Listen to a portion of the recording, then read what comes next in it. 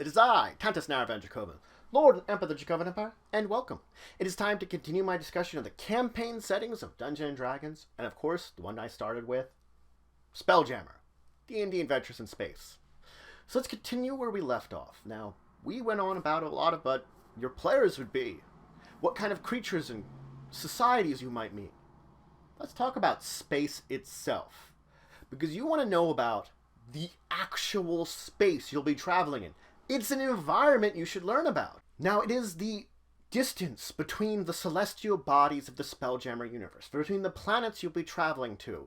The fact is that space has a number of standardized rules to it that make it easy to travel, no matter where you go, between planet to planet. There are some exceptions because this is a fantasy space, but will work a little different than normal space that we talk about up above us. Now, when we talk about space, there are two types: wild space and the Phlogiston.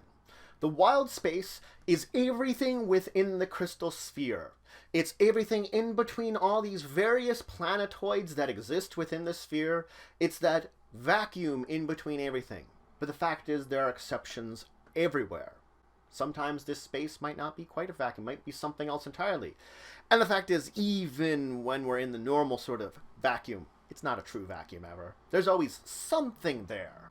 The Phlogiston is the kind of flowing, multicolored substance that's almost a gas or a gas-like substance that exists between the crystal spheres. So as you're traveling from crystal sphere to sister sphere, you're traveling through the Phlogiston. And this is a mysterious and unusual substance and place that little is known about it because it is so inhospitable. In comparison to the space, which is pretty inhospitable, Phlogiston is even worse. Now, if we move back within the wild space of the crystal sphere, we have planetoids. It's the main celestial bodies you're going to be meeting. These are anything from an asteroid to an actual planet to everything in between. Most, but not all, will have an atmosphere. Now, the celestial body that your character's probably going to be most familiar with is their home planet, whatever it is. And the fact is, this is going to range from the size of an asteroid to, as I said, a gigantic planet. The fact is, there is nothing standard about a planetoid out in the cosmos, except that it is a collection of material put together in one sort of shape, a collection of matter. Now, the fact is, again, there can be some kind of atmosphere associated with it, but the kind of atmosphere and the nature of it is completely random. There is the standard of breathable air to an atmosphere. That's the normal. Doesn't need to be. Doesn't even need to have an atmosphere. It might not have one.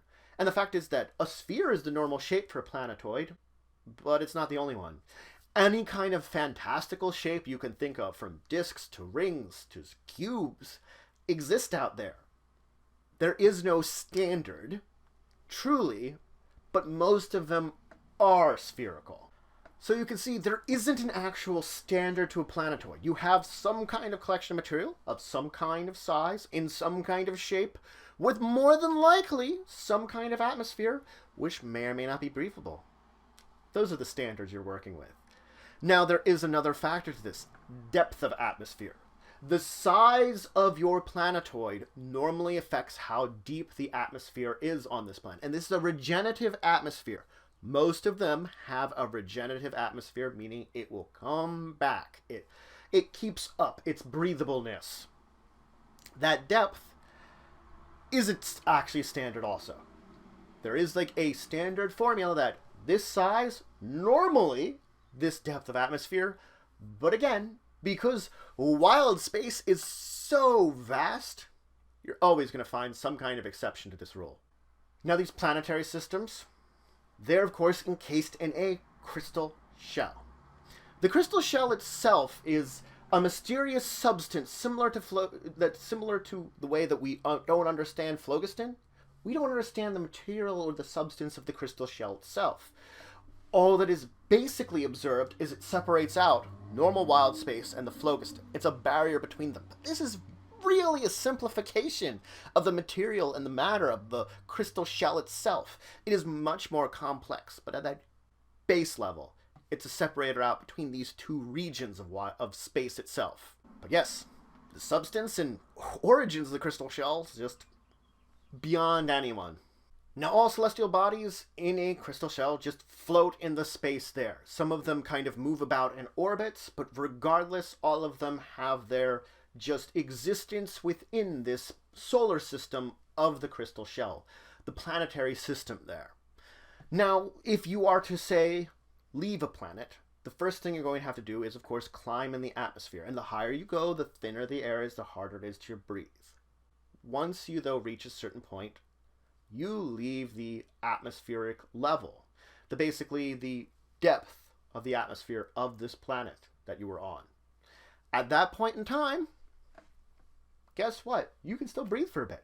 You're no longer breathing the planetary's atmosphere. Your body has a level of gravity to it and brings with it a shell of air out into space. This shell allows you to breathe for a brief period of time out in space, no longer connected to your atmosphere that you were, before you suffocate. Basically, this happens with everything that leaves an atmosphere. It almost pulls a bubble, a shell of air with it, out into space, based upon its own gravity. And the cross-sectional diameter of the said object usually determines the depth of the shell. For a humanoid, for approximately medium-sized humanoid, you're basically bringing about 2d10 turns worth of air with you, so not very long. Maybe like a minute, maybe a couple of minutes worth of air. Nothing for a long journey. That is why when a spelljamming vessel leaves the atmosphere, it brings more air. The thing about this is because of the nature of the fact it's based on the cross-sectional diameter, it is important for spelljamming ships to be of a certain size. This size allows larger envelopes of air to travel with them. Now, on the other hand, the larger the ship, the harder it is to leave the atmosphere. Ships can get too big and therefore can't separate out from the atmosphere necessarily as easily.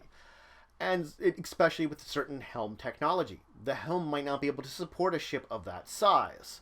So you can see that it's an intrinsic nature of spelljamming ships which have to be basically a certain number of size between this range to function properly, to function effectively on their own.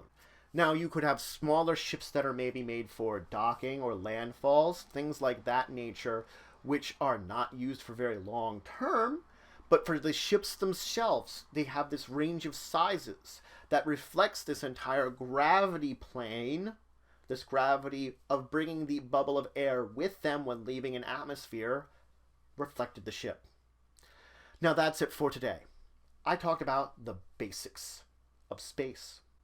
I described the two sections of space, wild space, what's very similar to the space that we know about in our own real world kind of setting. But of course it's a fantasy version of it, so it is mostly a vacuum with certain rules, and you could always visit some kind of strange space that works completely different. I talked about the Phlogiston, the rainbow multicolored material in between the crystal spheres, in between the planetary systems, that is a danger and a mystery all on its own. Talked about the crystal shells, the very shells which separate out the Phlogiston in the wild space at its very core. It's more complex than that, and just as mysterious, but at the core. I talked about the very basics of the planetary body, that a planetary body will more than likely have an atmosphere, it's going to have a size, it's going to have some kind of shape, it's going to have a nature to it, a depth of that atmosphere. I talked about leaving that atmosphere. That when you leave it, you get a shell of air around you. Everything does. You bring air with you. Your own sort of gravity takes a bubble with you. It gives you some breathing for a while. Spelljamming ships are large enough to have a bubble good enough that you can keep up this bubble with refreshing techniques, that it's enough for air for those that travel upon it for long distances. It's the nature of the ship and the size of it which is matter, that there's a balance in size. Not too small, not too large. In the next episode, I'm going to talk about gravity, spelljamming helms, and the crystal shells a little bit more themselves. But if you have any questions, comments, anything you say, anything you think I left out, please leave in the comments below. Please like, share, and subscribe. It's just support the channel, the Empire is working it. If you want to show some extra support, you can always check out my Patreon. Link in the description below. Regardless, until next time, I bid you farewell.